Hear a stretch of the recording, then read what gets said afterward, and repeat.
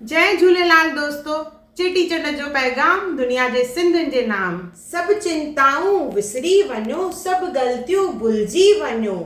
हिन नए साल में हिकु नई शुरूआत कयूं, हिकु वॾी आशा सां अॻियां वधूं ऐं पंहिंजनि सपननि खे पाए सघूं।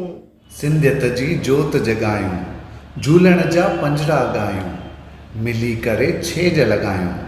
खिलो सदा ख़ुशि रहो, नंढड़नि खे प्यार सां गॾु पंहिंजी धरोहर ॾियूं, वॾड़नि जो प्यार पायूं। सभई सिंधी सितारनि वांगुरु चमकंदा रहनि। सभिनी सिंधियुनि मथां लाल साईं जी कृपा रहे।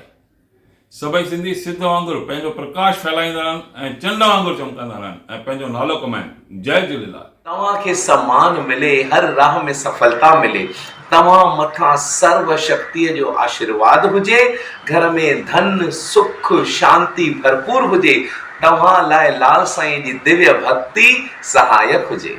बस यही पुकार आहे, झूलण जी महिमा घर घर ॻायूं, ॿारनि खे बि सेखारियूं, सिंधी आहियूं सिंधी ॻाल्हायूं, झूलण जी जय जयकार मनायूं। झूलण जी कृपा सां हर सिंधीअ जो जीवन अद्भुत सुखमय रहे।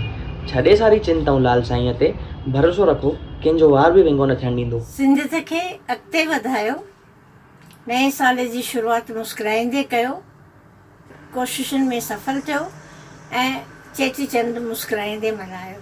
जेको रोज़ मुस्कुराए उहो सिंधी आहे, जेको कोन घबराए उहो सिंधी आहे, जंहिंजो रखवालो लाल साईं आहे उन खे पोइ छाजो डपु आहे।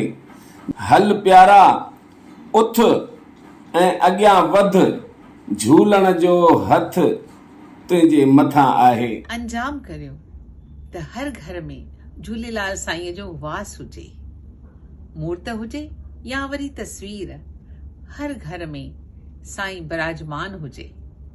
अचो त वाइदो कयूं त ही चेटीचंड ॾियारी वांगुरु मल्हाईंदासीं, बहिराणे में ज्योतियूं ॿारींदासीं। अचो त गॾिजी करे ही चेटीचंड मल्हायूं। चेटीचंड जूं इहे ई शुभकामनाऊं असां तव्हांखे ॾियण आया आहियूं। चेटीचंड जूं लख लख वाधायूं। जय झूलेलाल।